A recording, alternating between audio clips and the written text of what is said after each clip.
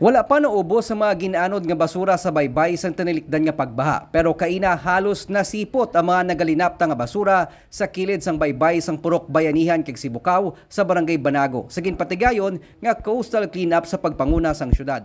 Kabahin sa linibo nga nagupod sa cleanup drive mga empleyado sang syudad kag kabarangayan kaupod man ang katapos ng PNP, BFP kag Coast Guard. Suno kay Romel Abquilan, Operations Head sang IPM-CDC, kinabulubanta 4 ka truck sang basura ang nahakot halin sa coastline sang Banago. More than 20 tons nga basura. So ang aton nga truck more or less nakakarga na siya 5 tons. So 10 tons may duwa pa ta nga coming. So mga more or less hopefully makuha na. Anong lagtas ang nagligad to nga baha? Yes, so sa duwa ta ka days nga nagtudo gid ang ulan bagyo, 2 days nga way nakapagwa unit.